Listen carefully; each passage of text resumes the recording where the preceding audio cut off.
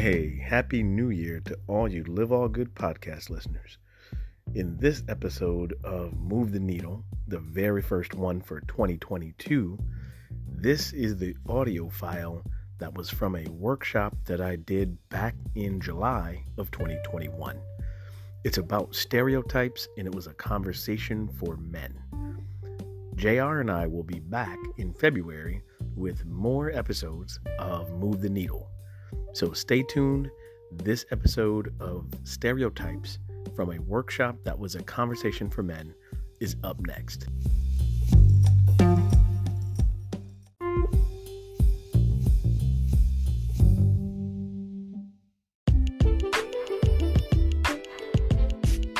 Hey folks, this is Lee Grigsby here, health and life coach and founder of Live All Good Coaching. I'll be on the air with Podcast Business News Network, talking about the various things around health and wellness and mental health. Also talking about how mindset is critical to achieving the goals that you set for yourself. You can reach me at liveallgood44@gmail.com, or you can go to my website, liveallgood.com, and fill out the contact form and reach me there. Once again, that's liveallgood.com. Go to the About section, fill out the contact form, or you can reach me at liveallgood44@gmail.com.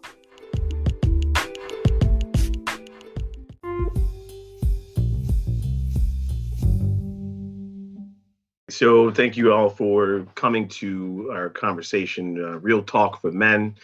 We're talking about stereotypes today. We want to talk about, you give a definition of what they are. We want to talk about how they affect us. And I think even more importantly, how can we break them, right?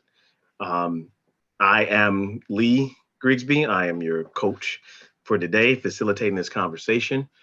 So before we go any further, everyone can mute their microphones, and I will leave time there will be time for questions and comments as we go through, because this is an interactive conversation.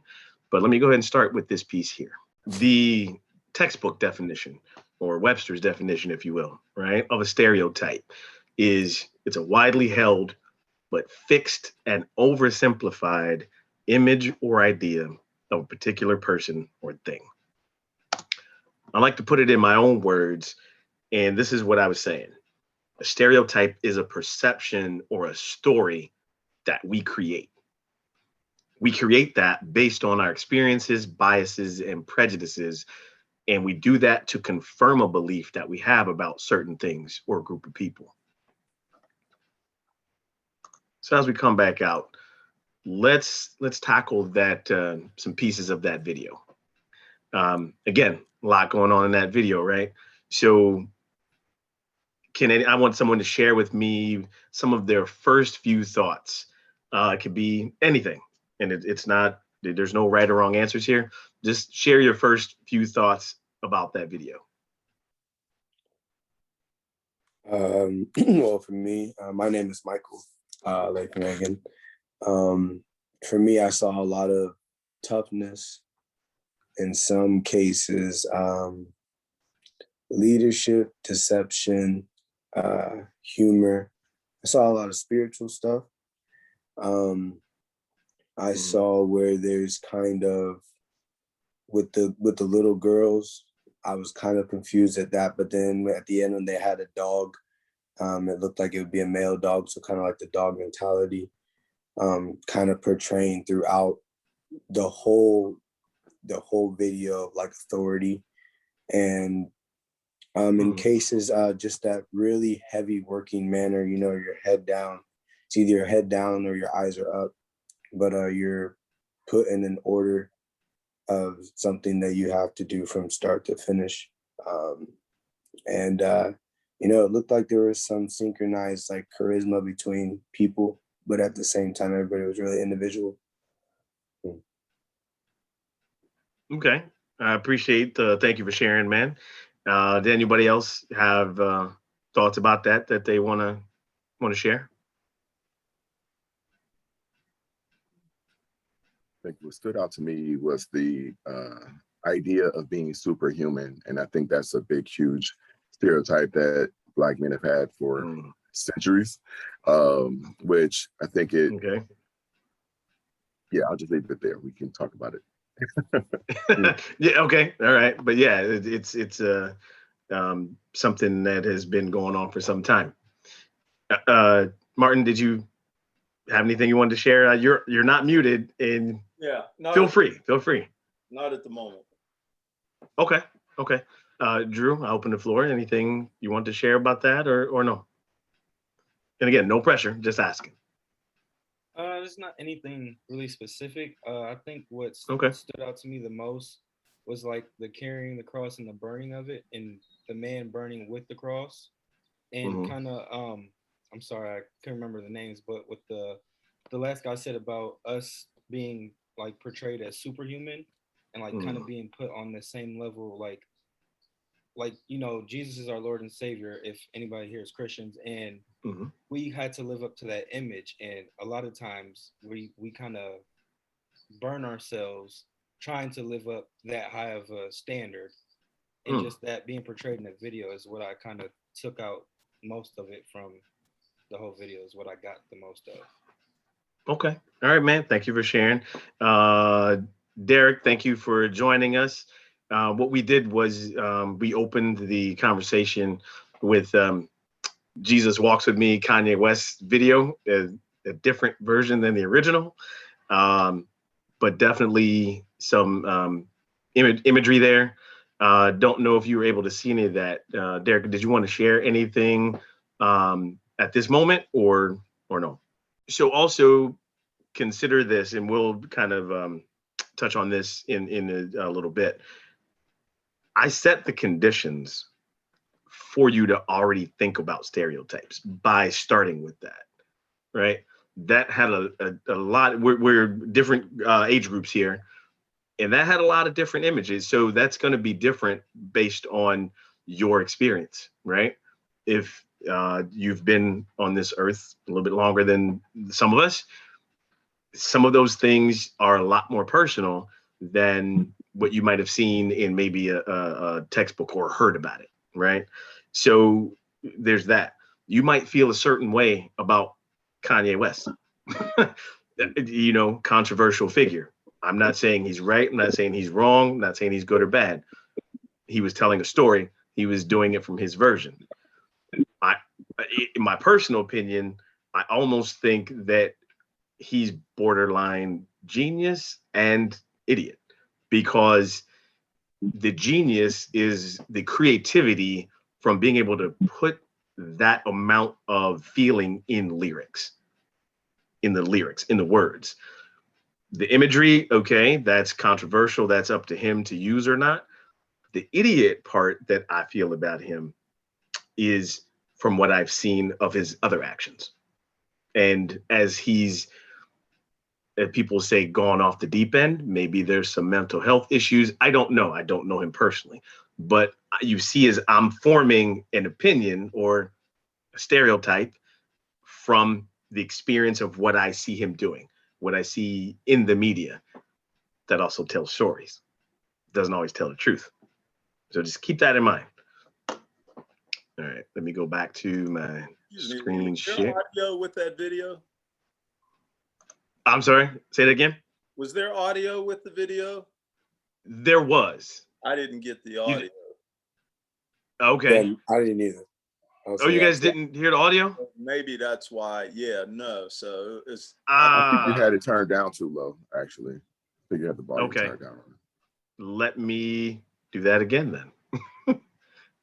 if that's okay with you guys. Yeah. Because I think the audio, like the lyrics and the audio makes a big, those images, well, I mean, makes a big difference if you're only seeing those images without hearing the lyrics. And okay. Thank you for alerting me to that. Give me 2 seconds. All right. Technical difficulties. Sorry that you guys couldn't hear the audio with that. If everyone's familiar with the song, I will, maybe I'll put a link to the video or something so it'll make a lot more sense. But yeah, that it kind of almost defeats the purpose of the images without the song and without the lyrics. But if you guys are familiar with it, maybe you can start to tie some of that in. Let me go back to my screen share, and we will move on with that. So we talked about what a stereotype is. So I want to share this image.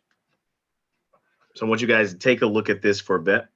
And this is from my personal experience being a Black man here in the United States. So just take a look at all the pieces of this image here. And what comes up for you? What might be true? What things are absolutely untrue? So with that image, what did you see? And there's a lot to unpack there. What I saw was, first of all, the drumstick, chicken drumstick, that we all eat chicken, we all like chicken.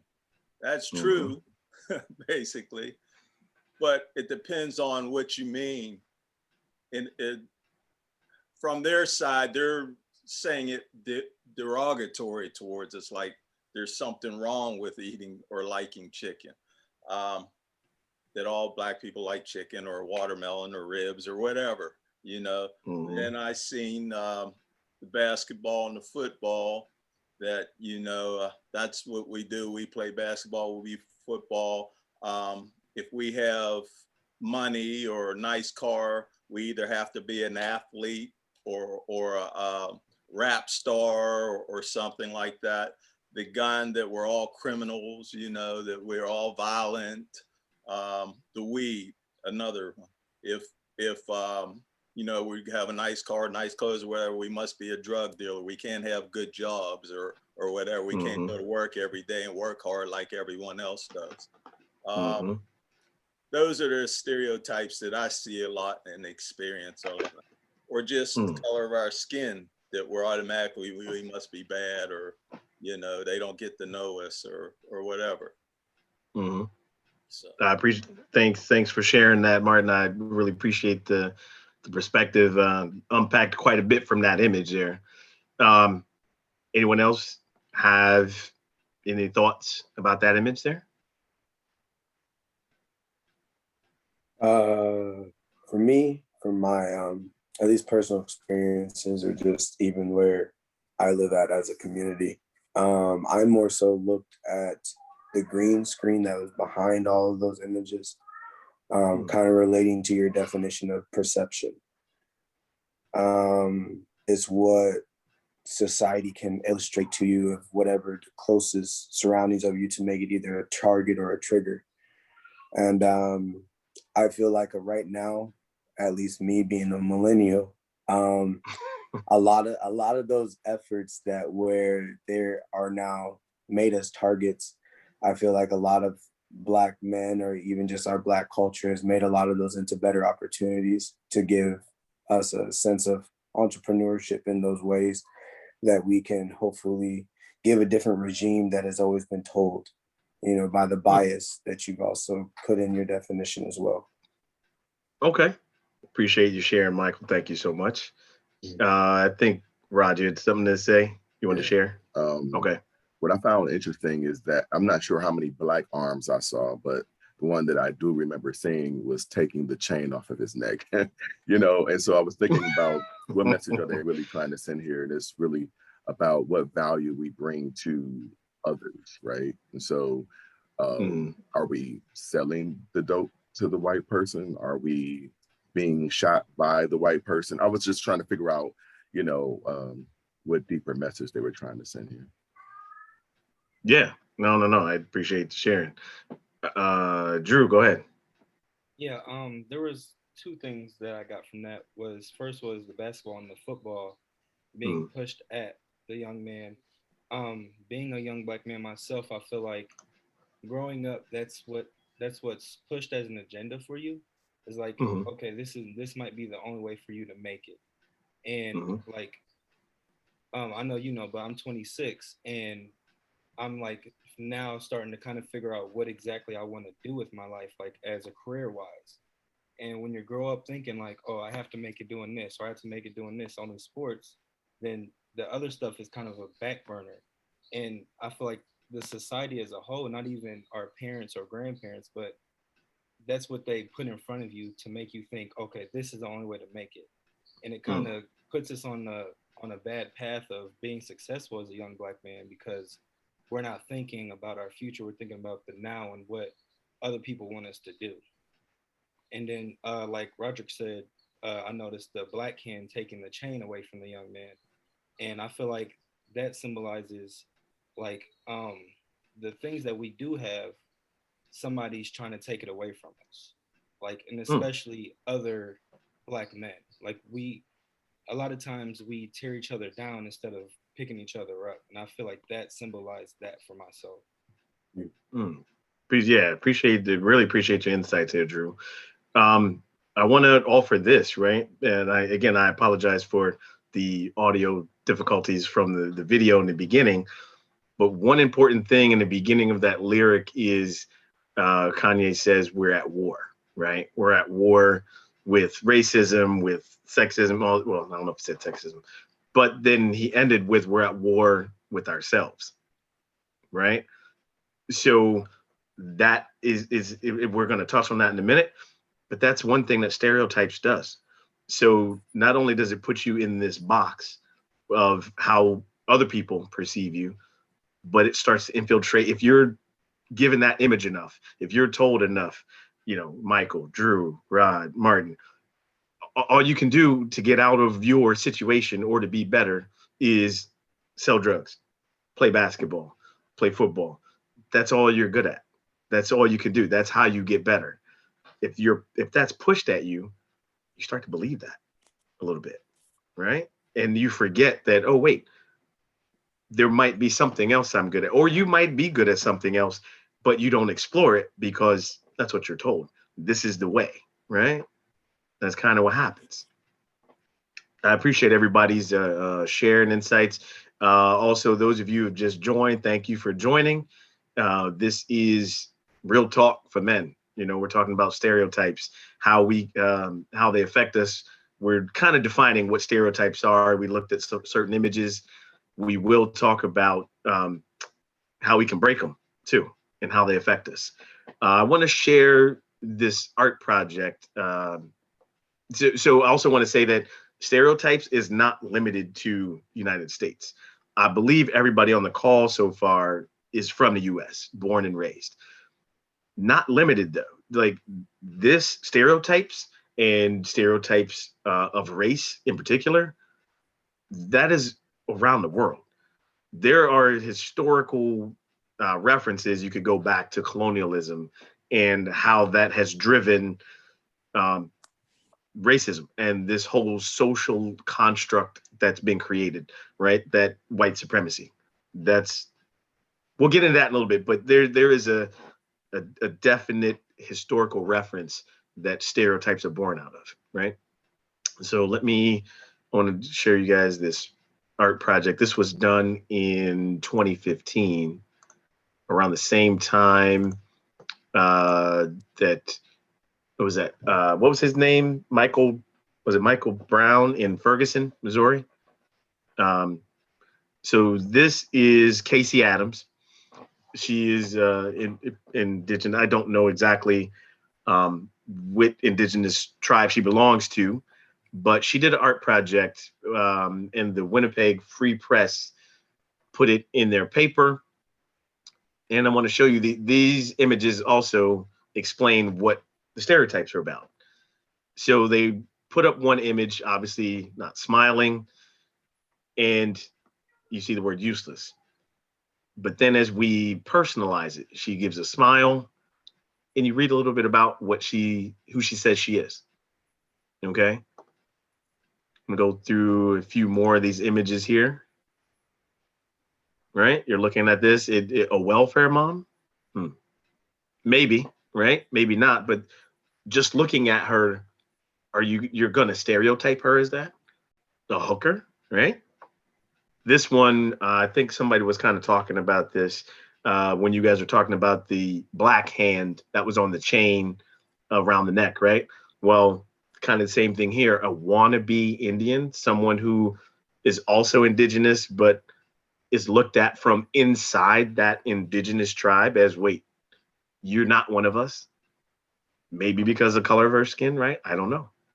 So you see how we automatically kind of create stereotypes just from what we see. This one in particular. Do you see this? A shit disturber? Really? What? How do you even create that story from looking at this woman? So those images were all part of, again, the Casey Adams indigenous or her project highlighting the racism in Winnipeg. That's in Canada, folks. That's not here in the States. So everybody thinks, oh man, racism doesn't happen in Canada. Canadians are nice. Yeah, okay, fine. People are nice.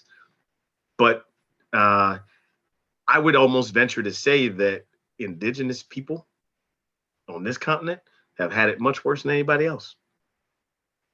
Okay, yeah, we were kind of, our ancestors were brought over here against their will, but I don't think they had their land taken from them and then sold it back to them at a high cost they couldn't afford.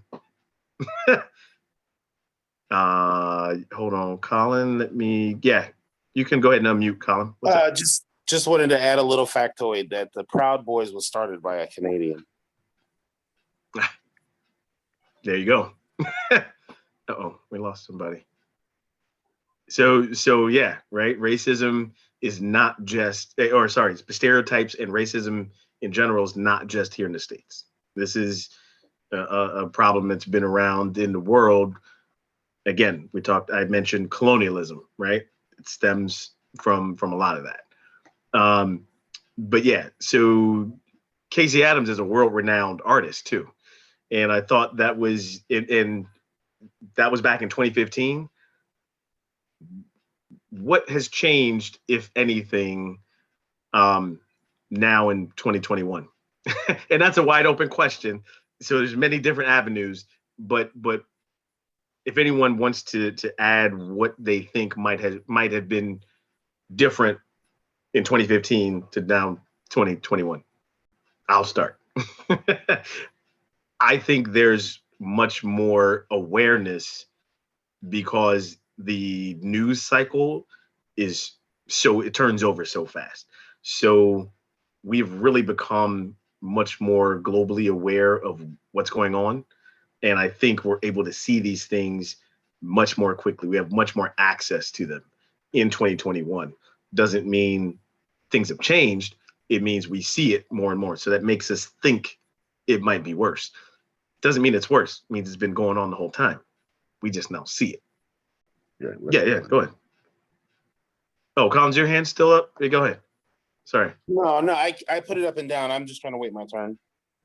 I think Roderick was about to speak. Okay.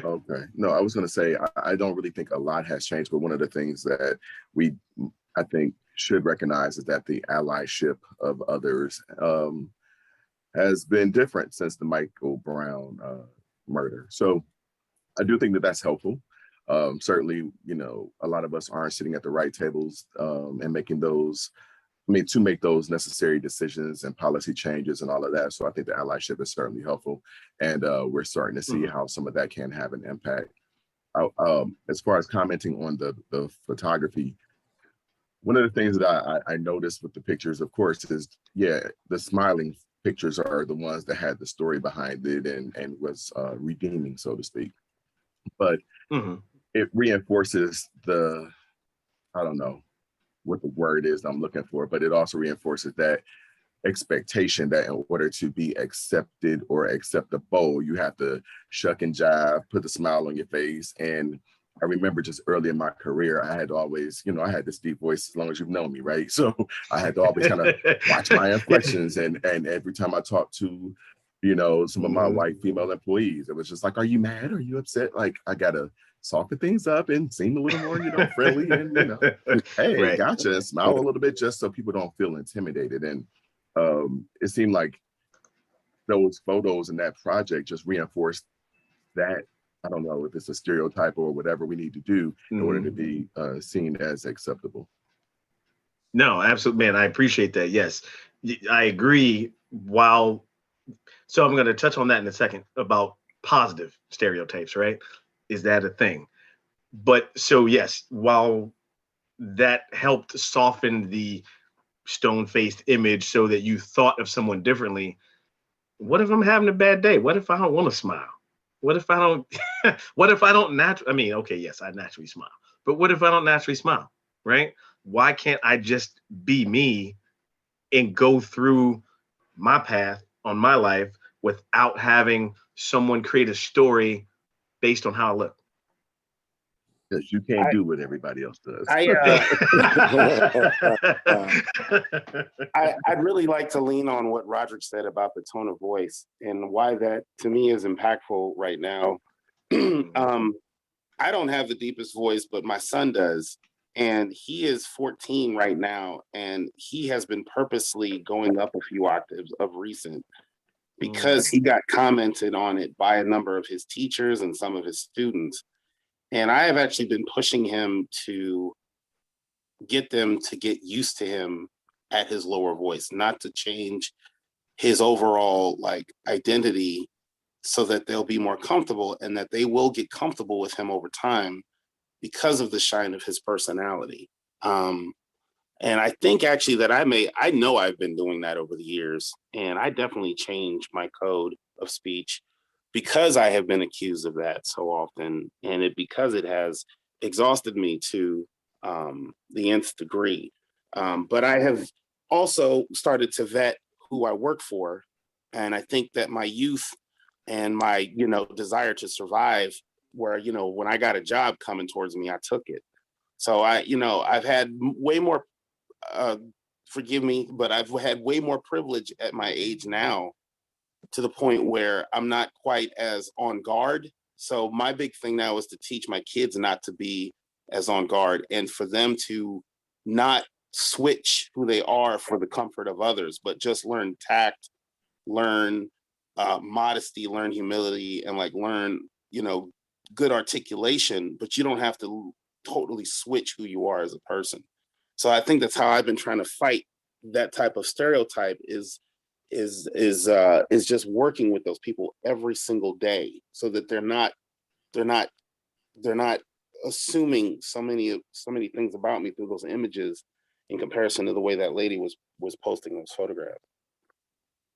No, you're so right. I think life experience has something to do with that too. Again, and we got a couple of younger guys on the call as well, right? You're younger, you're trying to figure things out. So that's what we talk about when we're saying play the game, right? You got to play the game. So you got to feed into some of the stereotypes in order to get your foot in the door to see, all right, well, this is my path. I got to survive. I got to make money. I got to feed my family. So I've got to kind of buy into some of that a little bit in order to get further. I can speak to that too, Colin. I think as I've gotten older, well, heck, I'm holding this conversation. I'm holding this workshop. I've seen some things and you feel a certain kind of way as I've gotten older. And I want to not have to give in to those stereotypes. I want to be me, whatever that is, and feel free to transcend barriers if I so please, if I want to, right? If I want to, be with my homies and, relax and not have to be on guard. Yeah, I want to do that. If I want to do that, I mean, again, why should any of us have to be a certain way to be accepted for who we are? It's bottom line, right? Agreed. Can I add Yeah, please. One of the things that I can say has been helpful in my career is to have that nice balance, because even though I did have to work through some of those issues to be a little more emotionally intelligent to the needs of my staff, I definitely will say that I am giving the same ride that everybody else gets, outside of work, at work. I don't really fake it. And what I found is that has helped me in my career because they know that what they see is what they get. And so it helps build that trust. But if they hear you on the cell phone in the parking lot talking to your friends one way and you come to work a whole totally different way, then they start to wonder if what they're getting at work is the real you. And I never wanted to have that reputation precede me. And I think it's definitely helped with opportunities. And you know what, that I thank you for making that point. I will get to something a little bit later in the presentation, but that was a choice that you made, right? Would that be accurate? That was a choice you made. Yes, deliberate choice, yes. Absolutely. Okay. Does anybody else have any other comments? I want to go ahead and move on to another slide, but I want to make sure we get everybody who wants to say something. All good? Okay. Yeah. Oh, Michael, you had something that you want to add? I'm sorry. No, I'm good. I'm good. Okay.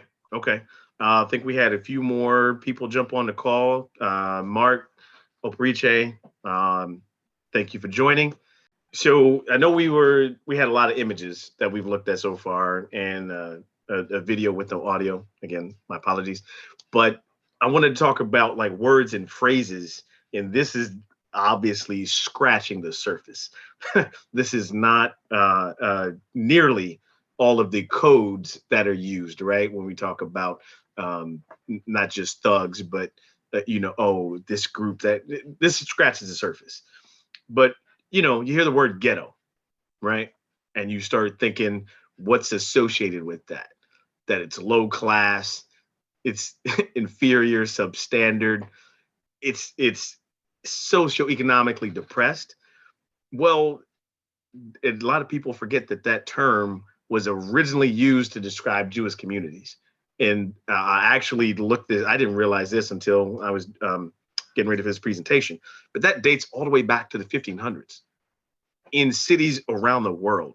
So how did that stereotype come to mean, this is the community of marginalized black and brown people? How did we even get to that, right? That's that whole social construct created by white supremacy. I'm sure some of you on the call have heard this one before, right? Oh, you're one of them, or that kind of statement. And, this is used to disparage people who think, look, or act different based on their race, identity, sexuality, or gender. So I want to point out that stereotypes are not just racial. I think everyone understands that. And we've talked a lot about race so far, but stereotypes are in everything. It's not just about race. It's about identity, sexuality, and gender. So keep that in mind. Everything that we're talking about with race also applies to these other areas. I know I have heard this one before many times personally, but you're different than. I mean, right? I've heard that like hundreds of times. Right. And tell me if I'm wrong, right? It's something that is used to justify or rationalize your lack of understanding as the person who said it. But you have a token friend, right? And if you didn't have that token friend, you otherwise would hold that stereotype to be true about that group of people, right? Oh, Lee, you're different. How did you go to college? How did you get educated? I'm still a black man in the United States of America. Those same constructs still apply when the time is right, if you will, So I mentioned this before after one of Rod's comments. Do positive stereotypes exist? Let me stop for a second. I think I have to add someone. Oh no, someone dropped. Sorry. I'm gonna make sure everyone was still in the conversation. Let me go back. So do positive stereotypes actually exist?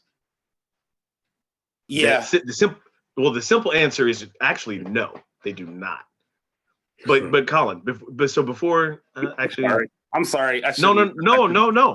No. Let's tackle that before we go over that slide. I want to hear what you have to say. You said yes, they do.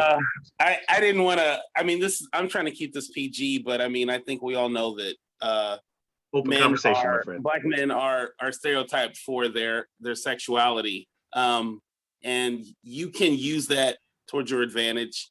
And I guess as an oxymoron, you are right. I guess you could say it's not really taken. You could really give it a context where overall you're probably looked at more as a savage being, and like, you know, things about you are not really worthwhile. But my life experience has not given me the opportunity to say that that's been a negative. So it's been no, I'm not, damn it. See, that's why I shouldn't have said nothing. No, that's why I didn't mean to say nothing. No. My phone was accidentally on mute. No, so this is important. Off mute. But I mean, important part of the conversation. No, important part of the conversation, because I understand what you're saying. I've seen so many studies where they say that like Black people are fetishized, and you know, that happened in the slavery times and things of that sort. But in my modern time, in my modern world, that specific stereotype has not been a negative. I mean, I only have that one. I mean, but you know, like you said, if you look at other cultures, the culture that stereotype can be extremely harmful for like a Chinese person, where they automatically assume you're smart, or that they automatically assume you're good at math. And you know, I even learned through friends that have lived in China that that stereotype was actually pushed as propaganda by China, because they would only let their elite individuals and students out of the country so that overall stereotype would exist. So that was actually engineered by the Chinese government. Right. Same with India as well. So I mean, you know, yeah. I should. That's why I'm sad my phone was on mute. That's why I'm. No. You're good. I appreciate that comment, Colin. So definitely. That is it's an important part of the conversation, because, like you. So let me try to. I want to try to summarize that. You can use a positive stereotype to your advantage. Does that mean it's a positive stereotype? I guess that's the point, right? I'm not disagreeing with you in the use of positive stereotypes to your advantage, for whatever that may be. I want to share an example, while it's not a sexualized one. No, this was back in no, well, this was back at this was even I used this stereotype in college because I was being late. Rod, don't look at me like that. Come on, man. I'm just here. I was being lazy and didn't want to go to 8 o'clock class. How many of us have done that, right? Oh, so those of you who actually went to school with me, I don't know if you remember. He taught English, upper level English class. Dr. Casalios, I think his name was. So at the time, was I upset at the stereotype? Hell no, because it got me a way to do one easy assignment, and I got out of doing the whole semester, the whole quarter of class. That is absolutely unacceptable, right? I mean, it's unacceptable now, but at the time, I remember I had to go into his office, and he's like, "Hey man, you know, I haven't seen you in weeks." And before I could say a word, he was like, "Well, you know, man, you know, I also teach in the prisons. So man, are you in some trouble? Something happened?" I'm like, "Yeah, I'm gonna take this and run. Yeah, you know, I made up some story and came up with it, but that is absolutely unacceptable." And I'm going to touch on this after we finish talking about positive stereotypes. I'm sure he thought he was being an ally. I'm sure he thought he was being an ally by helping this young Black man who all of a sudden had his past catch up to him, couldn't show up to class for a couple of weeks. So, hey man, if you write a paper about this, this, and this, we'll call it even. How much bullshit is that? That is completely unacceptable, you know?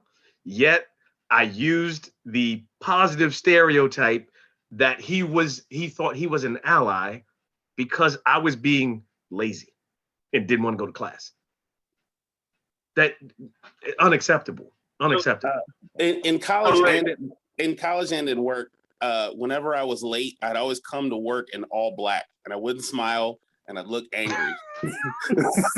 And I'd never get approached that day about being late. Using a positive, yeah, right. So they're creating a story because they see what you're wearing, what you look like. They're creating a story of what they think is going on, as opposed to, yo, why is you 10 minutes late, bro? Like, you come on, do better, right? Somebody had a question. I don't know who it was, or somebody was about to make a comment. That was me, Lee.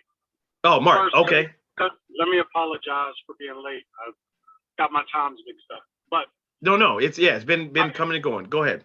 My comment about positive stereotypes is this: I don't believe that you can call any stereotype positive.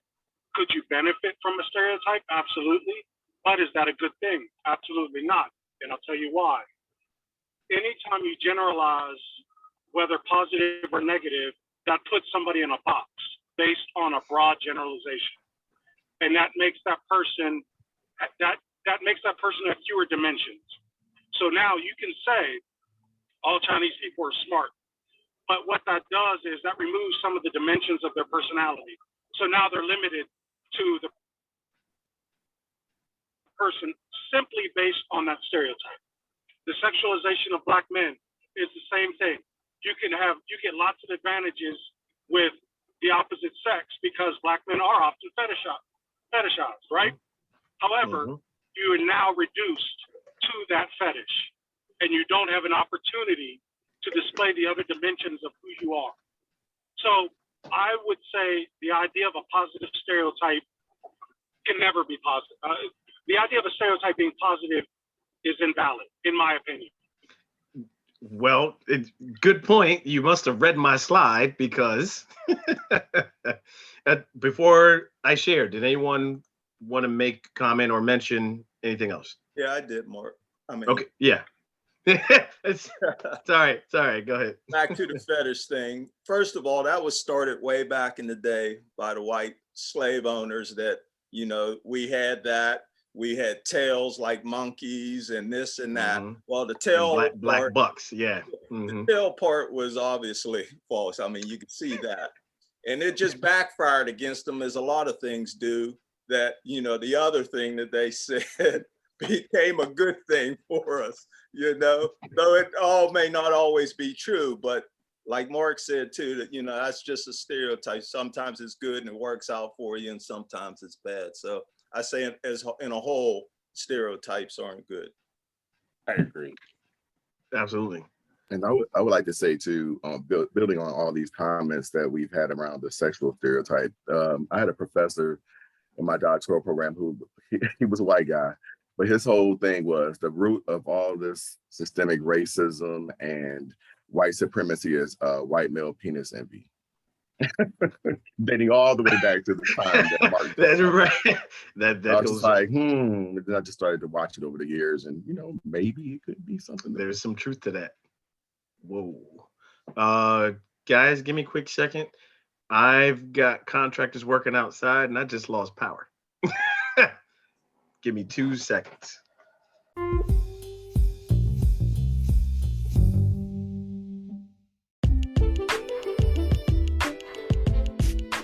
Hey folks, this is Lee Grigsby here, health and life coach and founder of Live All Good Coaching.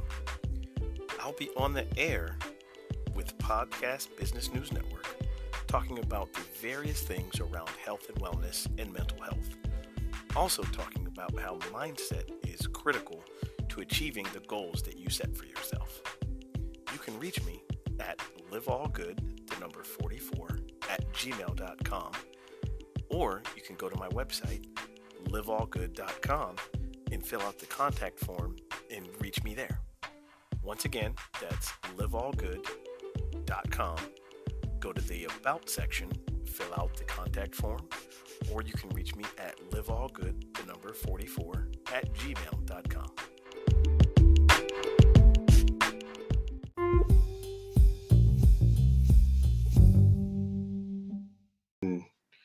Go back to sharing since Mark already read my slides, talked about the positive stereotypes. But I agree. There is no such thing as a positive stereotype. While we gave plenty of examples of positive stereotypes that we used to our advantage, it does not leave room for any individual differences. And if everyone in that group gets categorized for that one thing. You all made that point very clear. And I appreciate everybody sharing on that topic. You see, there's a few examples here that, women have a natural mothering instinct. That's not true either. That is not always a natural thing for women. And even though, what if they can't even have kids, right? Or, we already talked about the athletes with Black people. Are all gay men naturally fashionable? I mean, not all the ones I know. Latino people are great at soccer and baseball. Yes, they are, but is that all they do? Is that all they can be? Right? And last couple examples. Again, I'm just scratching the surface here. This is way more than this, right? But yeah, American people are generous. That I'm not sure how that was a positive stereotype, but it really is. There's this propaganda that the U.S. puts out that American people are generous, and I'm not even going to touch the all military men are naturally great leaders. But I want to move on to how they affect us, right? And we actually touched on this too when we were talking about how we've used these positive stereotypes to get an advantage. But it creates unreal and unnecessary pressure on that group of people. And if you try to live up to that standard, it's a no-win situation, right? So if you fulfill that negative stereotype, then everyone else who has that idea, they then believe it's true. If you live up to the positive stereotype, if you don't live up to the positive stereotype, right, then that starts to create this feeling of you're a failure. So that's really a no-win situation. Excuse me. Mark, I believe you were, and Martin, you made these points with stereotypes too. They're not valid or factual. And it really does help frame the thoughts and mindsets of the people within that group being stereotyped. It also helps keep the gap of equity and equality. When those people believe these stereotypes to be true, that gap just gets bigger and bigger and bigger, as opposed to making things more equal and more equitable. And lastly, it can cause personal, and we mentioned this, generational trauma by distorting the view of the very group being stereotyped, right? It creates this self-fulfilling prophecy. So you guys, I think everybody, there we go. I think everybody hit on that when we were talking about positive stereotypes, or do they really exist or not? Let me advance. So real quick, hey, Carlos, thanks for joining. Does anyone, did how that affect us? Does that make sense? And if anyone wants to share how they've been affected by stereotypes? I mean, I know we kind of talked about taking advantage of it and it worked to our favor. That's all fine and well. Somebody was about to say something. Michael, okay, go for it. I'd say a stereotype that I would deal with that's not brought up very often is that I'm adopted. So when I bring that one up to people, especially like when they like to ask me like, where are you from? Like, what's your family like? That's one to really, it's hard to hit on, especially like with me being in a relationship with my girlfriend, and she'll ask me like, do you know anything about your past, like disease wise, anything like that? And I'm like, I don't, even though I was adopted at a very young age, none of that was really recorded for me as a baby. So that even if I were to go look back on it, I would have to go do like what other people do, going to pay those things online and doing those things that will run all the way back down a tree. But at the same time, it's different when you have to read them than actually just hearing them from your aunts or uncles or great aunts and uncles and things like that nature.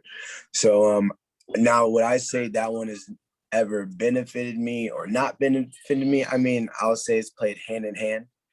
Just for the way people wanted to approach me or get to know me, or maybe for why I didn't want to approach people or just wanted to stay to myself. Because at the same time, just being within two different dimensions of both a Black and white realm of understanding adoption for my sort of play, was able to really help me understand what the world was, rather than just trying to look at it from a lot of racial or political, sometimes propaganda ways. And there was time when we would think adoption was, played out in a propaganda way. And, we'd have to sit back and have those conversations with my birth mom or with our adopted mom. And at the end of the day, it kind of, at least for that stereotype, that's really not talked about and it's really not common, but I really think it is one that people just kind of let it blow over their heads. So that's where I come with that one. So no, I appreciate you sharing, and you're in a bit of a unique position being adopted. Do you mind if I say a little bit about that? Yeah, go ahead. Or do you, go ahead. Yeah. Being adopted by a white family, right? Yeah. You're in a unique position when we're talking about stereotypes. I believe a lot of those things within your adopted family have been, I don't want to say gotten rid of, but you guys don't buy into that, obviously, or you wouldn't there's be in your family. Yeah. But then the outside community, I'm sure, always tries to chisel at your family bonds because what they see is white and Black, and that's, so you're in a unique position to really help stop stereotypes, if you will, So I appreciate you sharing, man. Thank you for that. You're welcome. Let me share again. So I had a comment, Lee. Sure. I'm sorry. Go ahead, Mark. So, go ahead. And I apologize if it's noisy. I'm driving, but well, be careful, please. Drive safely. Yep. I'm on hands-free. But the idea of stereotypes also can put undue pressure on those who are victims of those stereotypes. And I'll give you a couple examples. So when I joined the call just now, someone was talking about speaking one way in front of white people and then speaking differently with your peers and your friends and family, right? Basically code switching. Yes. One of the biggest stereotypes that we have to overcome all of the time is talking Black or talking white, right? So think about this for a moment. I get this constantly throughout my life, my entire life. You talk white. Well, what's talking Black? That's a stereotype that I never understood. What's talking Black? Does how I talk determine whether I'm Black or not? So the really harmful thing about that stereotype is that we buy into it. Many of us buy into that stereotype. So that puts undue pressure on people to try to behave in a certain manner that may or may not be them. So the point that the person was making, and I apologize, I don't recall who it was, but when I joined the call, the point that they were making is, it sounded to me like they were saying they're who they are regardless of who they're talking to. And I've always adopted that stance because I refuse to be one way in one environment and be another way in a different environment, because then you don't know who you really are, right? So very true.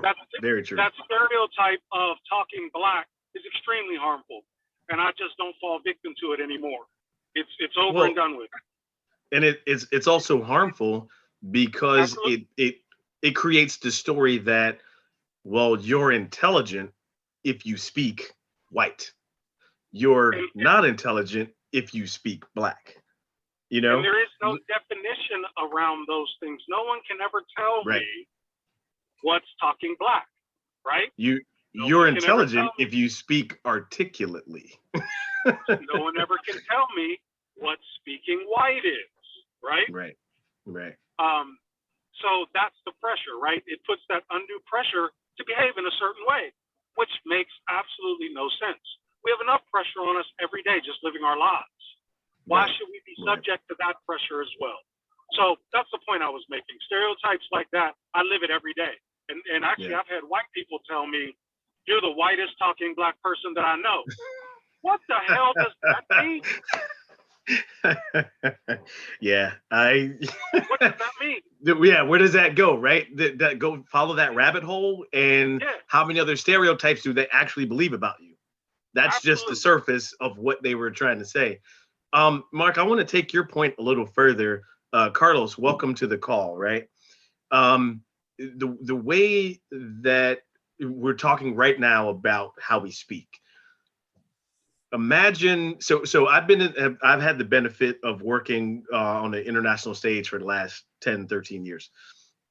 So a lot, the statement that something gets lost in translation, that is actually true. That's not a stereotype. That's not just a euphemism. It is very true. But I want you guys to consider this, right? And Carlos, I'm not trying to single you out here, but because I understand that your first language is not English. So that's why I make this point.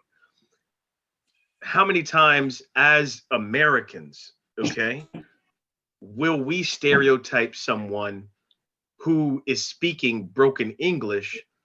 And how many times has your mind gone to, I'm not sure if they understand me, not because they don't understand English, but you might think, oh, they're not as smart.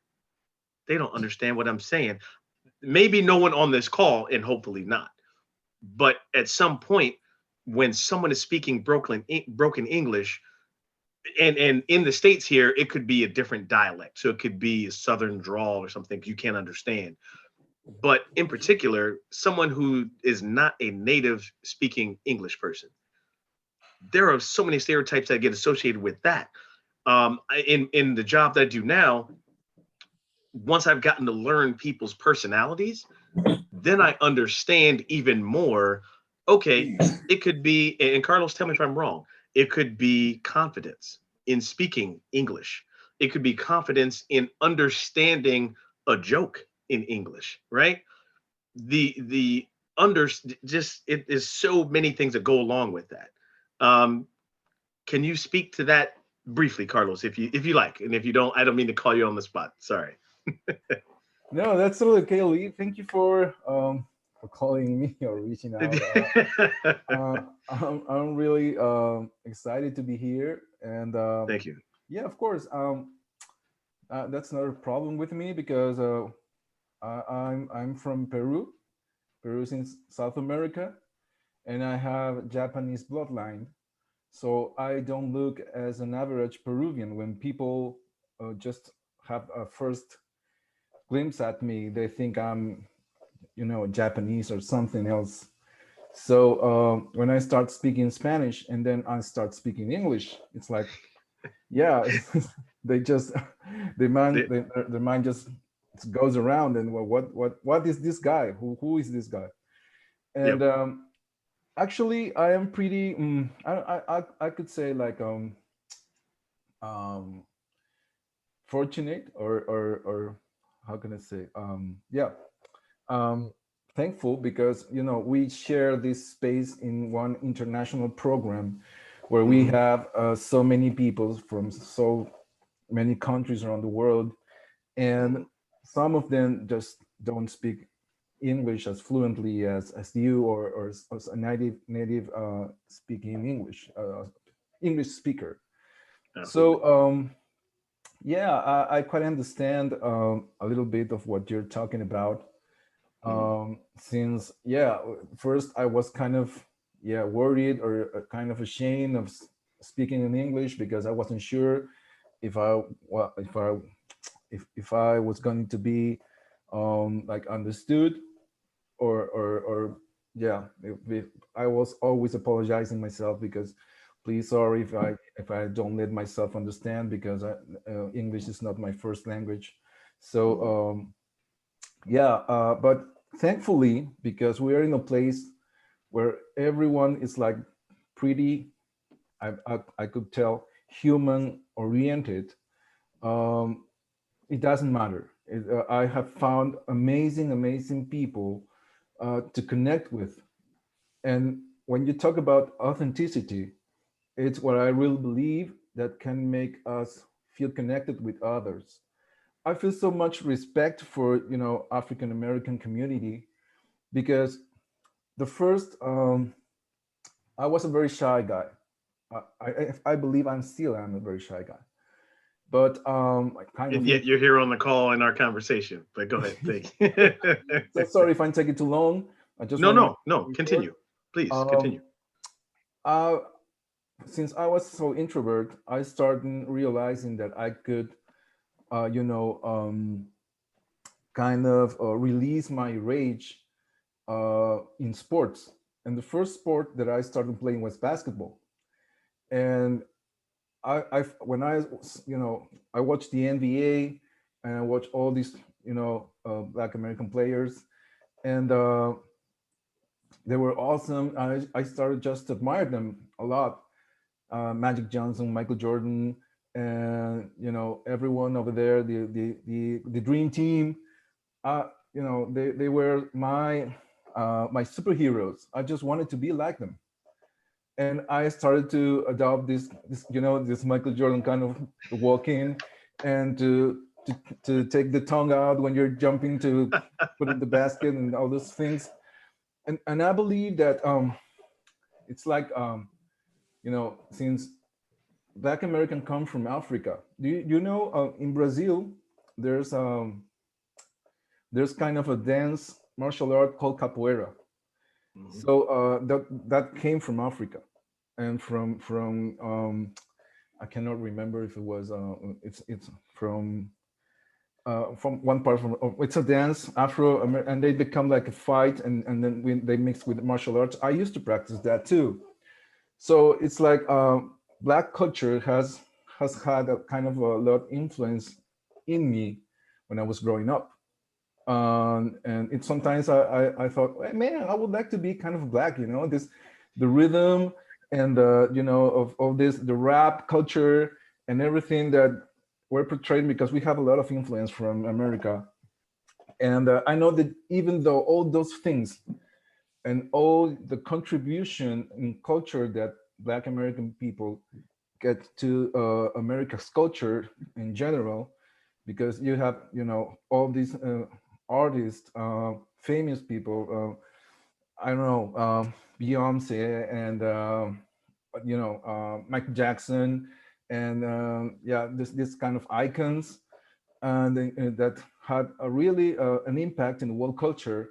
There's still this kind of why don't I say racism or issues against Black Americans. So and I can feel related because I also part of a minority here, and I have felt sometimes that that feeling of anger, or no, you're different than me, and because of that I'm kind of a very, how can I say, I just approach slowly.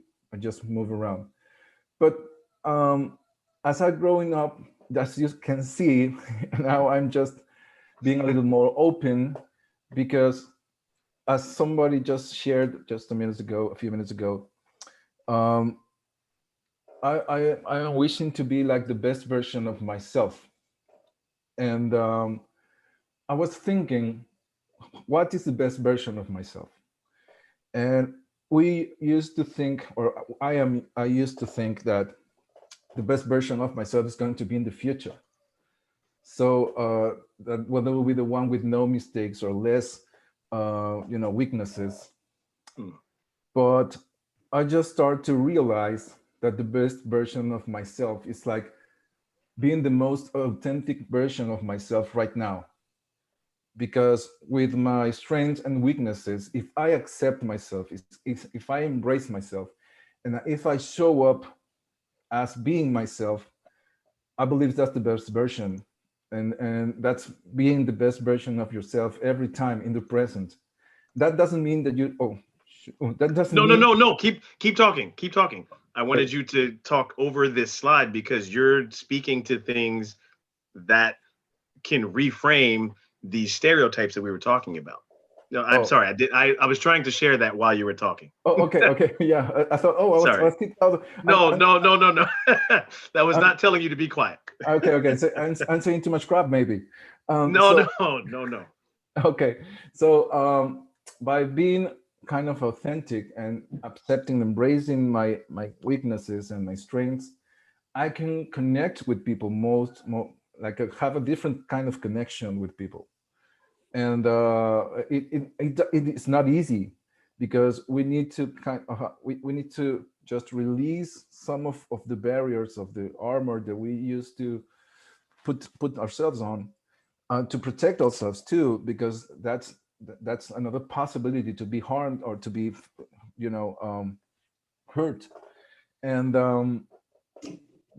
just how am I just showing up right now? Because I'm trying to be authentic and not to have any like, okay, this how. No, Carlos, you spoke on it beautifully, man. Thank you. I appreciate that because you were being vulnerable at the same time, and that vulnerability is what helps break down stereotypes.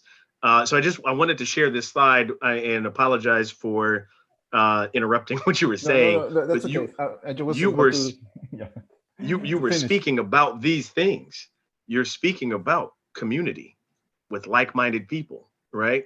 You're speaking about being human, being treated with respect and compassion, and you were speaking about being authentic, right? That's that's exactly what I think is important to understand when you're talking about how to begin to break down stereotypes. Carlos, please finish your thought. I'm going to move on to another slide, and I want you to go ahead and continue. No, Your finish your just thought. yeah, just that that I am really focusing into being myself and to show up as myself, even though I may not speak perfect English, even though I may look kind of different, even though I come from Latin American and kind of Japanese Nikkei culture, and to share that with others because I believe that's the best way to really know who can accept you and who will not. And if they not accept you, well, that's okay. If even I mean, if they're not looking to harm you, oh, that's okay. But if you protect yourself, well, you just need to protect yourself and your family from the people that are kind of this very extremist thinking, because there are people who think in a very extremist way. So just we need to be aware of what are we doing, how are we feeling, and when are we showing up authentically, and when we're not. Because when we're not, it's like there's kind of a fear of rejection, of kind of fear of our, like, because I used to have this fear too of like self-confidence, Mm-hmm. because I was afraid of not being worthy or not being like capable enough for I don't know, for how I looked or for how I behaved, or because even by being an introvert is kind of hard reaching out to people. So yeah, that's what I wanted to share. Thank you, Lee, for calling me Yeah, out. no, thank you so much, man. That was I think you read my slides too, because we're moving into that. Did anyone have any comments that they wanted to make before we move on to breaking stereotypes? I did, Lee. Okay, I let me just come wanted back to out. say to Go ahead. Carlos that that was just powerful what he just said, and especially about what hit me was the what did he say? Human oriented. I think that's what we all need to strive to be, is human oriented and be the best human that we can be. Those 2 points were very powerful to me. Thank you. Appreciate that. Just a quick background. Carlos and I are in a community of coaches and training together. That's how we have connected, and that speaks to. I'll go back to the slides here. That I explains just why want to his jump speech in. is. Colin, I Explains why think, his wanted to statement jump was in so and say what powerful. Oh, ahead, Colin. sorry, Say you that guys. again. Wait, go ahead, Colin. Yeah. I was just gonna say that explains why his speech was so powerful. He's trained, Yeah. like yourself. Absolutely. Rod, you wanted to And I was share? going to say too, I mean, when he was speaking, one of my mantras popped in my head, which was the only person that you're in competition with is the person that you were yesterday. You know what I mean? And that's how you become the best version of yourself without thinking about this future person. Just, again, just always try and continuously improve on yourselves. Absolutely. I don't want to miss anybody before I go on. Okay. And again, thank you all. The conversation has been great, and with all the shares, I really, really appreciate all the contributions. So talking about how we can break stereotypes, you guys have really nailed it, right? You've talked about being a good human. You're in competition with yourself from the day before. So what does that look like? Well, when we're talking about ownership of our choices and actions, I know some people joined the call late, and I think we had spoken about this before. Might have been one of Rod's comments, but it's a choice to be your authentic self. Yes, there's a lot of things that are coded in language. There's a lot of barriers that people use. Again, we're talking stereotypes. They look at us. They listen to us. All kind of things are put into a context to try to put us in a box. But if you own your choices and your actions, don't blame it on, is the system, I won't get into that in a second. But yes, you cannot blame others or the system for the way you are choosing to act. No one makes you do anything. So choose your words. Choose to be yourself. Choose to be the same in front of all different types of groups of people. What are other ways we can do that? I talked about this before, being a supporter or an ally of marginalized groups other than your own, because that's what makes community. That's what's going to make a movement stronger, by understanding how we are all marginalized by white supremacy. And I want to speak quickly about the difference between being a supporter and an ally. I saw something on social media a few weeks ago, and this guy was talking about what an ally or supporter means to him. And it resonated deeply. An ally is someone who has to give up something. They've got to sacrifice, right?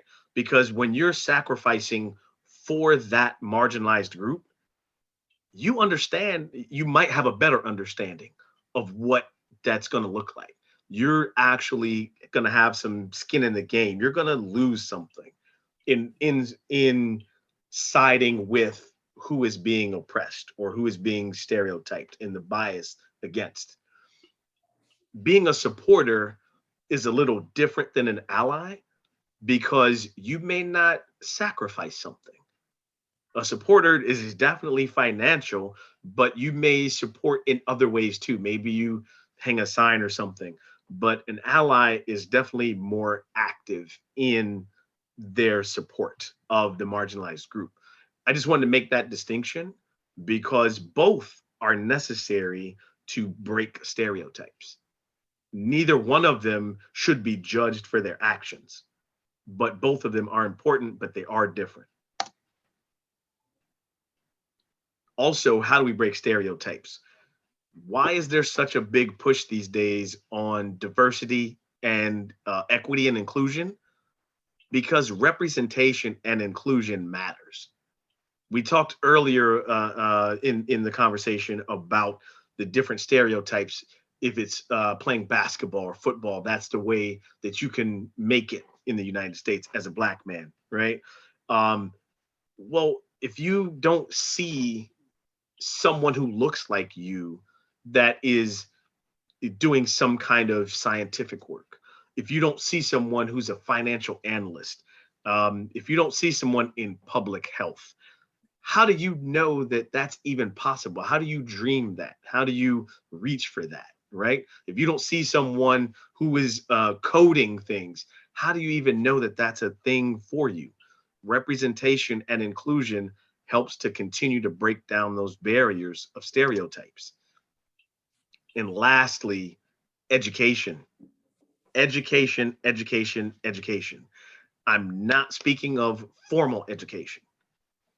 I'm speaking of in these days and times, we have so much access to a lot of material. Now it's up to you to use your discernment, right? You've got to figure out what is crap and what is not.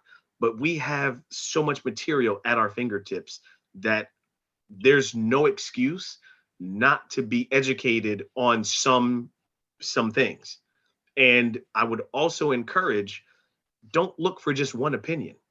If you're going to be educated, you have to look at opposing opinions as well, right? Let me come back out here from sharing my screen. A lot of times what's talked about, I want to use this example, CNN versus Fox News. Those are kind of the two binary news programs or news stations at the moment that are national. One is right wing, one is considered neutral or left wing, okay? But neither one of them is a friend of the program. Let me be clear. Neither one of them, because well, Fox is intentionally doing what they do, and that's fine.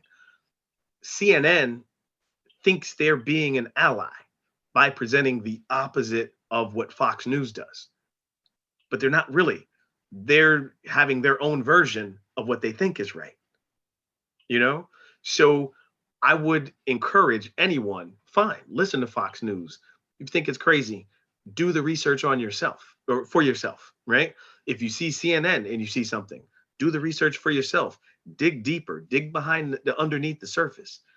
There is enough material out there that somewhere between this version and this version, the truth is in here. But you've got to be able to find that. You can't read a headline and stereotype what you think based on that headline. Headlines are made to grab your attention. So once it grabs your attention, what are you going to do? You're going to just keep that as, oh, I read this. If I see a headline or read a byline, whatever, if it's something that I'm thinking, that's interesting, I'm probably going to read 2, 3, or 4 things on it to try to find what the truth is. You can't just take, and while we're here in this conversation, don't take my word for it. Don't take my word for it. Go find it for yourself also. I'm just trying to spur the critical thinking that you need to break the stereotypes down. Were there any comments? I think we had a couple pages, so I didn't. I would like to just jump in, and I'm not talking too much, but I will say that we still have to realize that we're looking at this from a point of privilege, and I want us to acknowledge that, because yeah, sometimes you do have choices, but sometimes you don't.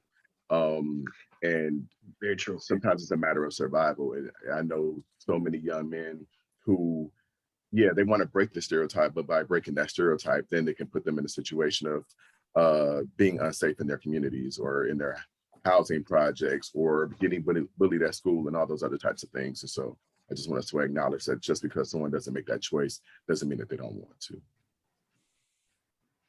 No, thank you for sharing that. You're absolutely right, because, and I wholeheartedly agree with you, being in a place of privilege where I don't have to make certain choices that are life and death for myself and my family.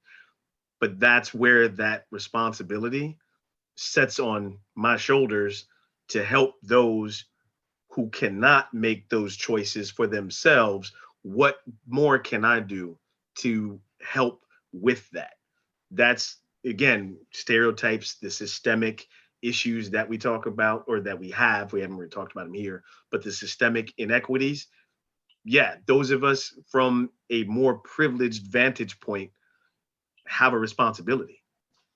And would be a whole nother webinar probably in and of itself, is the role that women play in these and how they drive men's behaviors. But I don't want to go down that road. But again, it's a matter of choices, but sometimes it's a matter of survival. Well, don't worry. I'm in that one. That is a planned workshop coming up. Don't worry. There's more coming. We have to start somewhere. We got to, there's so much to unpack, right? When we talk about what is going on in this world, but you got to start somewhere or you won't start at all. Michael, you had something? Yeah, go ahead. Yeah. From the past 2 slides, you had just shown the one with community being human and unique, and then the one you brought up with those definitions right there. Somebody that popped in my head this whole time was LeBron James. Somebody that at a very, very, very young age took on a very, very big jump. And he put the whole ride on his shoulders, a lot of from the perception. But nowadays, where people are looking at him now, not really from a basketball icon, but again, of him actually being a part of his age. He's at the older part of the NBA now, to where he can actually be looked at of him being a provider in those elements of where now what was really against him, and he had to play an ally against it a lot, he can actually now be a supporter of where he's actually being a chairman, or he's being an endorser, or now he's helping move that new perception of how he's opened up a school. So just seeing things like that from somebody that had to not do it all at once, because he did have it when he was young.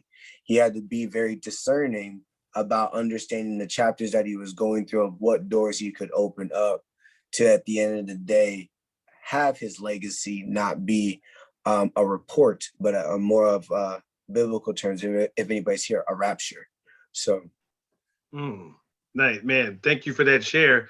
That's huge, right? Because let's put that into context. He used some stereotypes, right? Played basketball. He got out of the ghetto where he was from. My man was homeless at some point, but he used those stereotypes. He built on it.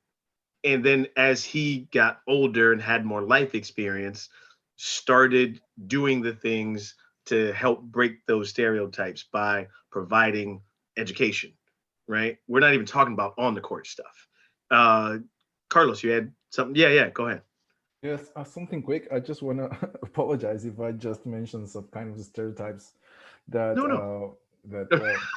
yeah, because that's where international, images come from. So I want to apologize if somebody felt like it was kind of stereotyping everyone into that case. But I would like to I wanted to share something about this kind of this thing about choices.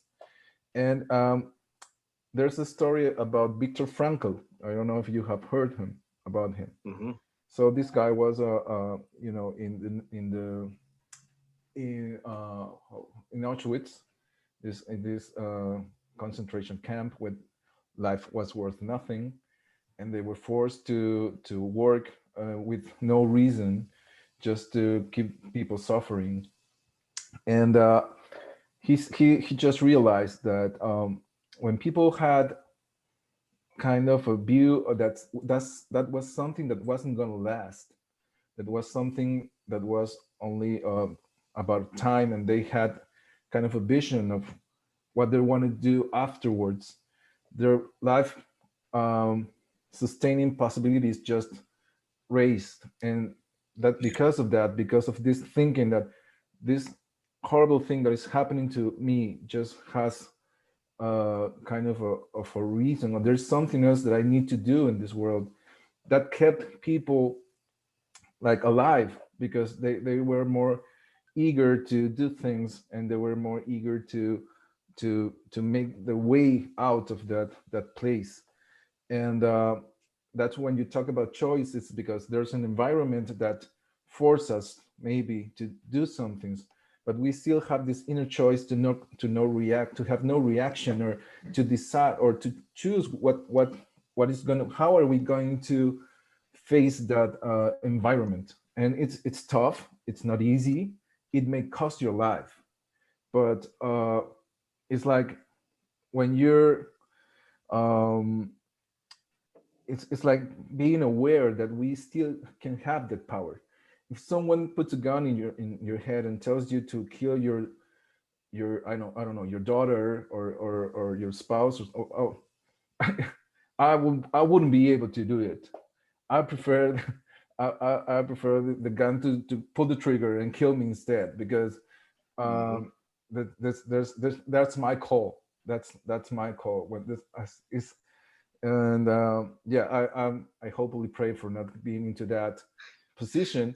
But and the other thing I would like to bring out is, I don't know if you've heard of Trent Shelton.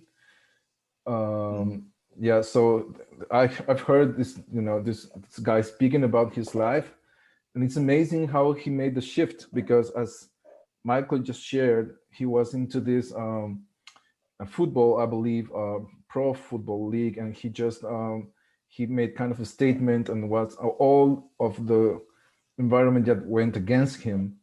And now, because of that act of courage, he's like, giving these talks, and he just talked with Tony Robbins, and he's going to be maybe with some other like leaders around the world. And that is how, as just Michael just shared, you can use this kind of stereotypes and just not play everyone with the flow. And maybe going against the flow is how you can open your path to the real purpose of your life.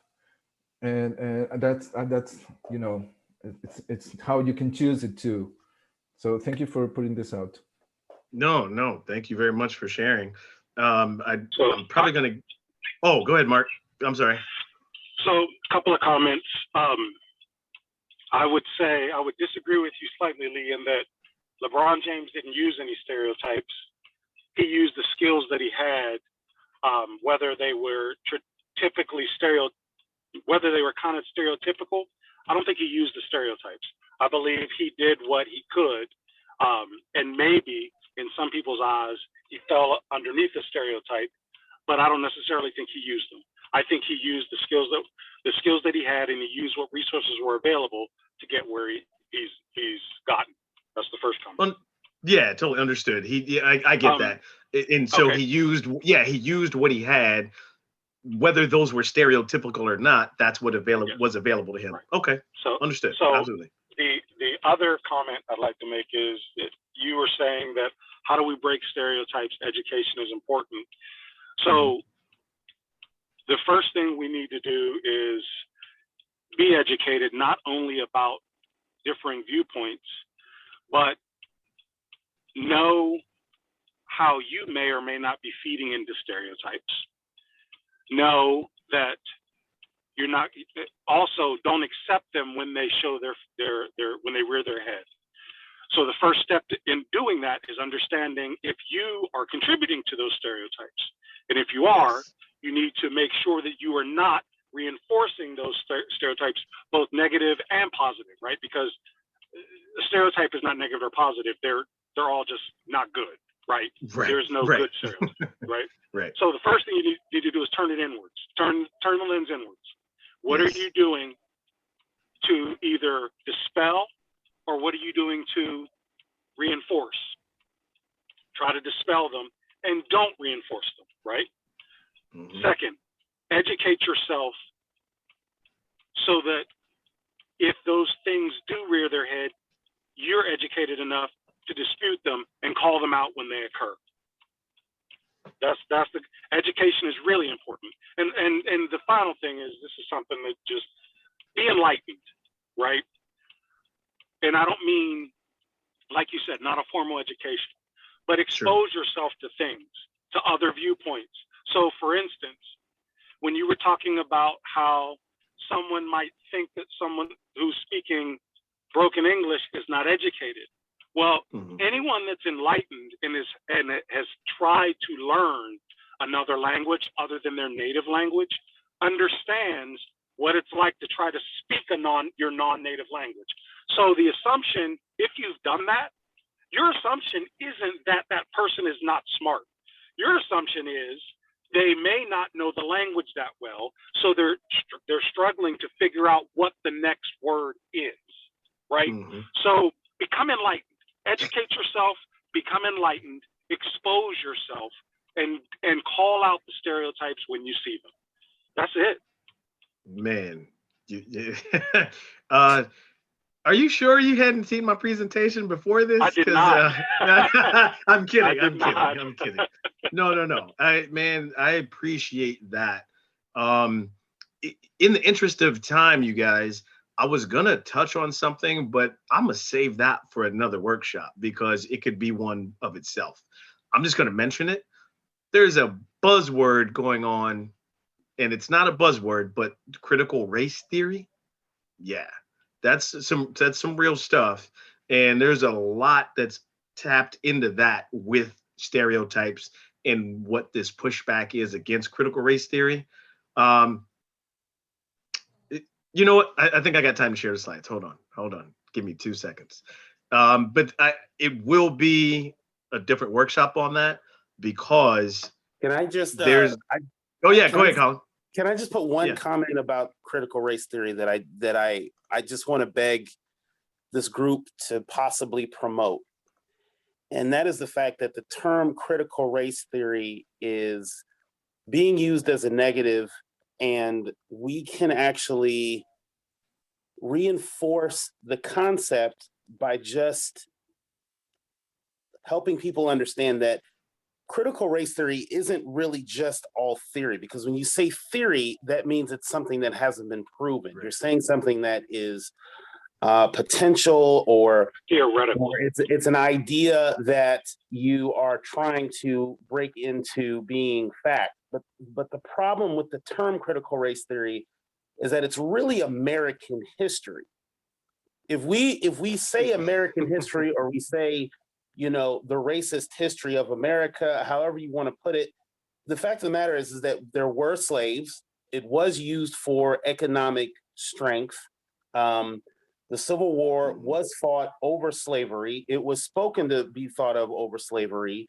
There were documents written, I think it was like 30 years or 20 years after the Civil War, with that story called The Lost Cause, where there was a constant push to try to shift the idea that the villainous, treacherous, non-humane efforts to keep the country, to keep the economic strength intact within the southern borders was not based off of slavery. All of those things, that's not a theory. All of that is fact. So no, the only thing that I'm just, the only Colin, thing keep talking. I'm gonna share my screen, but keep talking. So yeah, the only thing that I'm begging the group is that when you hear the term critical race theory, that you always refer to the historical ramifications, and that it's really American history. They're not trying to shut down critical race theory. They're trying to shut down American history. They want to ignore the internment camps of the Japanese. They want to ignore the Trail of Tears and Wounded Knee tragedies. All of those things are designed to gain some level of advantage over a group of people that they feel that they need to have power. And I don't like the term critical race. I don't like the term theory. If you said critical race history, or if you said, critical race, annals of information or something like that, I'd probably feel differently. But the term or critical race. Sure. No. I understand that. Or critical race history, right? Not necessarily theory, because it is history. And fair point. I'm literally just using the term that's out there at the moment, but I agree with you 100%. No, you have to use the word that trend with what you're doing. I'm not trying to criticize anything that you're doing right now. Everything that you've done no. has been grossly educational for me. So thank you for everything you've done. Not at all, man. And real quick, it goes beyond American history. Okay. let's be clear about that. It is tied to colonialism. That is a whole nother workshop for a whole nother day.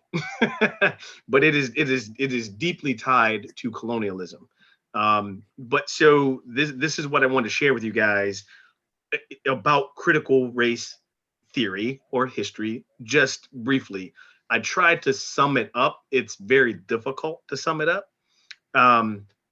But this is basically what it's about. If you guys had questions about that, it really is about this intersection of the social construction that upholds the whiteness, that at the expense of the marginalized communities. We're talking about Black and brown people, right? It is not just tied to America or American history. But the important thing that I want you guys to take away from that too is it also is this intersection of race and other identities. That's what creates the power and disadvantage. So when we talk about the systemic problems, at least in this country, that deals with it's more about the system that's in place is working. That's what it was designed for. It was designed for white male landowners. That's what it was designed for. Okay. So there's so much that's born out of that. Again, this workshop is about stereotypes, but so I mean, yes, we could go down the rabbit hole, and it's a deep one. It follows deeply, but there's so much that stems from this. So I just want to mention those things briefly. But the point about stereotypes is, yes, we can all operate from this window. Do we understand what the system is about? Yes, we do. Do we need more education on it? Do we need to understand that we still have a choice and we still have the power to be great and do great things, even with this system that we are chipping away at to change? That is my point. Let me share this last slide with you guys last two slides, sorry, because I think it's very important. We talked about representation, right? So this is very important when you talk about representation. We mentioned the sexualization of Black men, right? We didn't even get into other stereotypes of Black men in this country about not being fathers, good fathers, all this. Just look at these images here. This is how we start to break down stereotypes, because these positive images, where do you see these? You're starting to see things more and more. Yes. By the way, these are two statues in my house, by the way. These are art pieces in my house. But this is not a picture of an overly sexualized Black man, right? That is a picture of a loving Black man loving his wife, right? What is the other picture of? That is not the picture of a Black man who's not a great father. That is a father who is nurturing his baby. And then one in the middle, right? I do not have a son, but yeah, be your son's first hero. And I have a daughter, and hopefully, while I may be her first love, hopefully, what I want to do is live the example and help her be great, so that she will choose whatever partner she gets, but understanding that she's also human. And how does that partner treat you, right? That's what you want to live. That's how you break down these stereotypes. Lastly, guys, this is how you break down stereotypes. And you all have made points about it, right? This is personally what I try to do. I try to be an encourager of people. I don't try to judge people. I've gotten much better at it with a lot of the coaching techniques I learned. But personally, we all judge people in some form or fashion. You try not to judge people, right? You don't want people to feel bad about themselves. You don't want to feel good about yourself for making someone else feel bad.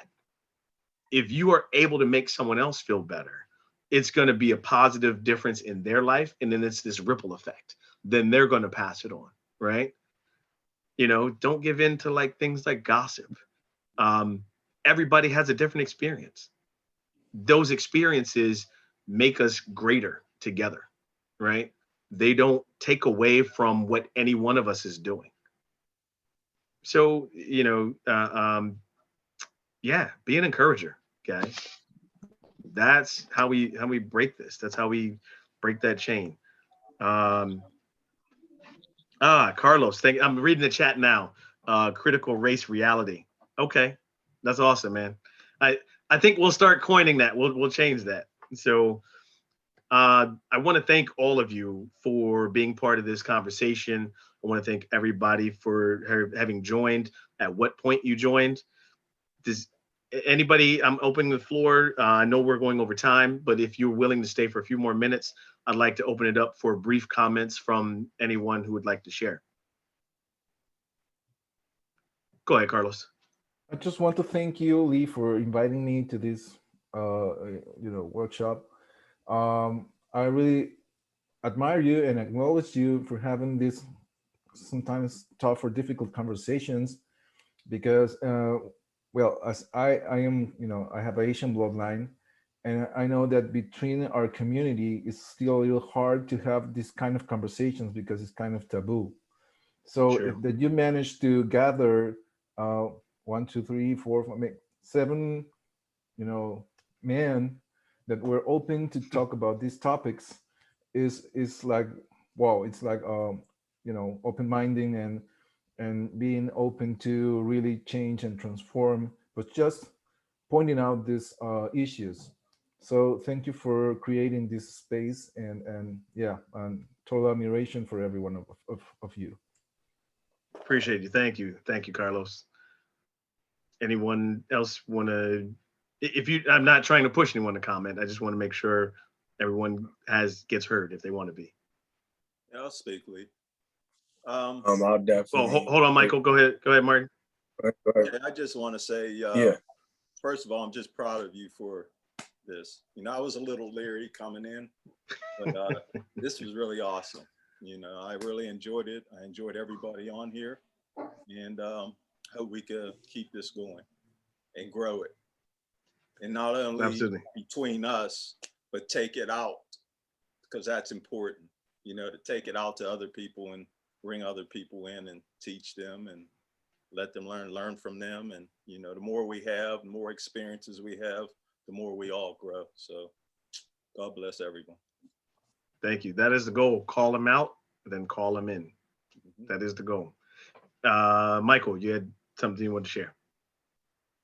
Yeah, I was gonna say, I was happy to be a part of a wide age range of a group, especially being able to hear from people that are able to come not just from different backgrounds, but we're able to still play out into what is today's age, that we're not all deceived by what this short-term memory life that we live right now is, that there's things that are still instilled in a lot of men that are willing to not just date it back, but still give back to the younger generations right now, that if you are a coach, if you are a father figure, that I could definitely hear that out of, or even just a businessman, I could hear that out of everybody, that we're still willing to be men and have the criteria that we are, that we believe in ourselves, to keep pushing, to know that whatever this theory that we are about to tackle, we are still willing to provide it to others and not let it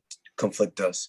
So I definitely enjoyed hearing that from everybody, and not just even being vulnerable, but understanding the pressures to just even be honest within all this too. So Thank you, my friend. Anyone else before we? Oh, go ahead, Drew. Go ahead. I just want to say thank you for holding this workshop and thank everybody for participating. It gave me a real view on how other men think and some of everybody's experiences. I think bringing this issue to the forefront with this group, I think kind of gives us all a little bit of homework on trying to change ourselves and affect our own circle. You know, if you starting this, if we all can continue this, then I feel like we can help tackle this issue as a community of the world, you know, not just us black men or men in general, or even United States. I feel like we all have an outreach that we can continue this conversation and bring it to the forefronts of everybody, and not even thinking about the stereotypes of just us or how we stereotype other people. You know, it's an issue between everybody, every humankind, you know, alien, serpent, whatever, you know, everybody has a stereotype of somebody else. So we don't stereotype aliens. They're just aliens. No, I'm kidding. I'm kidding. you know, so I mean, I definitely appreciate you bringing this up and putting it in the forefront of my mind, because that's something that I feel like we all need to work on, and something I need to work on myself. So I definitely appreciate it, and I appreciate everybody that participated as well. Appreciate you being here, man. Colin, you had your hand raised, right? Yeah, I just Okay. you know, so I'm 46, and I grew up in Cleveland, which was very racially segregated and very racially tense, especially considering 1974 and, you know, just coming out of the 60s and then being born when things are supposed to start to improve. So when George Floyd was murdered, and I saw the Globe march for that cause, I cried a couple of times out of just happiness that people are starting to figure it out. And then, you know, within like a month or so, my anger reignited because of various you know, incidences of people being murdered and pushed up against, and then even things at an international level in wars against people that are being persecuted, you know, and I'm talking millions of people at once. But with that we haven't said, talked about what goes on in India. Yeah, or Israel, or, you know, and things that sort. And but with all of that said, what I was surprised by was that there's like, you know, people, there's like Japanese and you know, Korean soccer teams kneeling during the Olympics. There's a lot of Nigerians that want you know, fair treatment for the women, you know, and so I can see that. I feel like globally there's a large populace of people that want things to be better, and you know, that's what helps me subside my anger, is that there's actually a global community that wants to do this. So you know, you don't make the change unless you change yourself. So I definitely appreciate being a part of something that, you know, allows me to at least express myself, talk to individuals that I normally wouldn't have crossed paths with, and then to spread that message tactfully, I guess you could say, and woefully around people that may not necessarily want to discuss it or be introduced to it. So, you know, for me, it's a lot of people at work. It's a lot of my skater friends. It's, you know, but, you know, like I said, I think there's this like a collective collaborative effort that I seem to be picking up on. And, you know, I think this is one of those like really good steps towards things like that. Appreciate it, man. I agree. I think there's a huge moment in time right now where, you know, you get to certain points in time where awareness grows, and you have to seize that opportunity. So I think we're in that moment right now where, will we see certain changes, or, you know, is everything going to be perfect? I don't believe there's such a thing as perfect, right?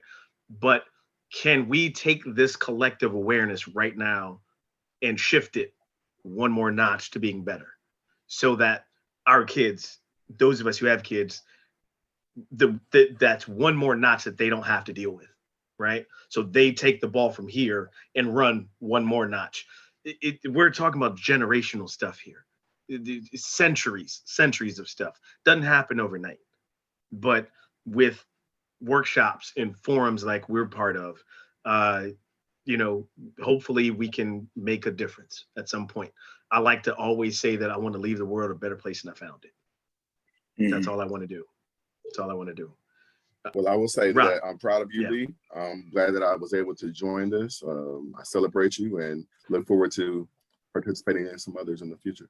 Thank you all for coming. I appreciate your time. Sorry, OP, yes, I will make the slides available. Again, I have everyone's email address that registered, so I will share the slides with you.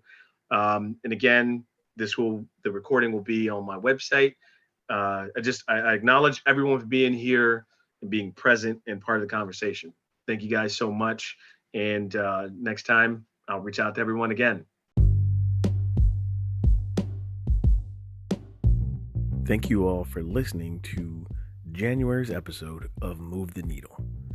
It was the audio file from a workshop I had done back in July of 2021.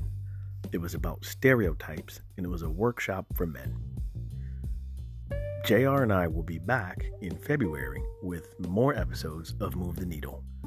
And once again, you can find us on Spotify, Google, Apple Podcasts, and just about anywhere you listen to your podcast. Thanks for listening, and we will be back in February with a new episode.